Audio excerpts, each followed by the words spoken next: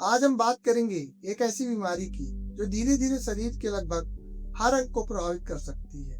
Diabetes यानी कि मधुमेह। बहुत से लोग सोचते हैं कि डायबिटीज सिर्फ शुगर बढ़ने की बीमारी है, लेकिन सच यह है कि यह एक मेटाबॉलिक डिसऑर्डर है जो हृदय, किडनी, आंखों और नसों को प्रभावित कर सकता है। डायबिटीज क्या है?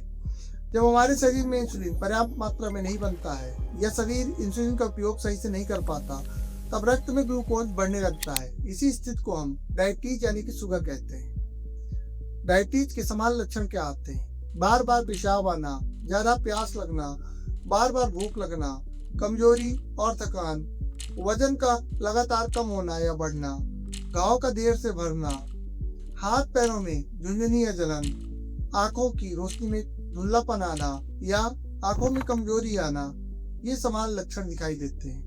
यदि इनमें से कोई लक्षण आपको दिखाई दे रहा है तो आप तुरंत अपना शुगर का जांच कराएं।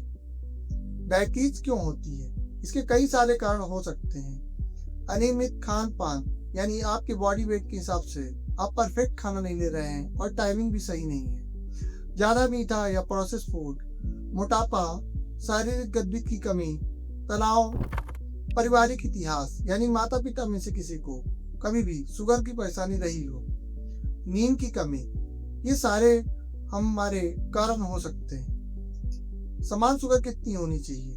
फास्टिंग शुगर 70 से लेके 100 के बीच में नॉर्मल मानी जाती है। पोस्ट पेंडियल यानी खाना खाने के 2 घंटे के बाद की शुगर 140 से कम होना चाहिए। HbA1c जो 3 महीने का एक मानक है, वो 5.7 से कम होने पर ही सामान्य माना जाता है।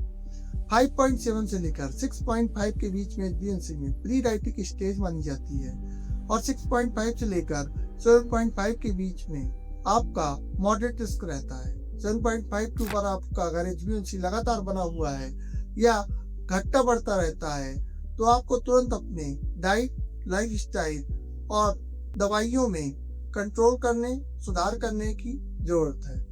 अगर आप अपना HbA1c 5.7 के नीचे लेकर आते हैं और सारी दवाएं बंद कर देते हैं तो इसको बहुत अच्छा कंट्रोल माना जाएगा। यदि HbA1c लगातार बढ़ा हुआ है तो यह डायबिटीज नियंत्रण में ना होने का संकेत हो सकता है। डायबिटीज से क्या क्या नुकसान हो सकते हैं?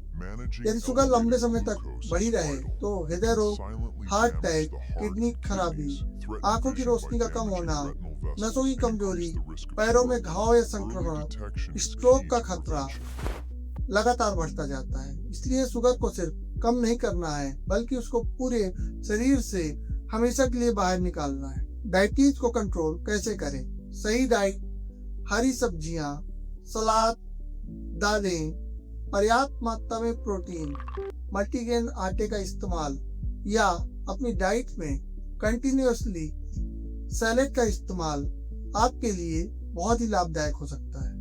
हमें लगातार खाने में कम करना है तो हमें चीनी, डायरेक्ट मीठी कोई चीज, कोल्ड ड्रिंक या प्रोसेस ड्रिंक्स जिसमें कुछ मीठा या प्रिजर्वेटिव डाला जाता है, मैदा, जंक फूड, बाहर का खाना जो हम लगातार लेते हैं, उनको बंद करने की जरूरत है। नियमित व्यायाम करना है।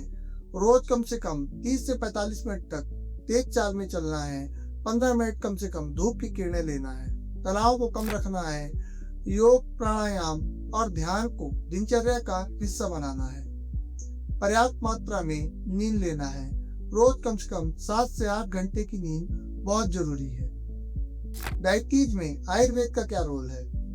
आयुर्वेद में डायबिटीज को केवल शुगर की बीमारी नहीं माना गया है बल्कि शरीर के मेटाबॉलिज्म को संतुलित करने पर भी ध्यान दिया जाता है। आयुर्वेदिक उपचार में पंचकर्मा, डाइट मैनेजमेंट और लाइफस्टाइल मॉडिफिकेशन, इनके माध्यम से डायबिटीज को हमेशा के लिए रिवर्स किया जाता है। आयुर्वेद में डायबिटीज धातुओं से रिलेटेड बीमारी है। रस, रक्त, मांस में अस्थि, मज्जा, शुक्र और 3 दोष, वात, पित्त, कफ, इनका असंतुलन होने पर हमारी शुगर लगातार बढ़ती रहती है। माधवबाग, त्रिवेणी नगर, कानपुर में हम आपके सारे दोषों को सामान्य रूप से नॉर्मल करने का काम करते हैं। साथ ही पंचकर्मा और डाइट के माध्यम से आपकी डायबिटीज को हमेशा के लिए रिवर्स करना, यही हमारा उद्देश्य है। मैं डॉक्टर संदीप त्रिपाठी, माधवबाग क्लिनिक, त्रिवेणी नगर, कानपुर से। धन्यवाद।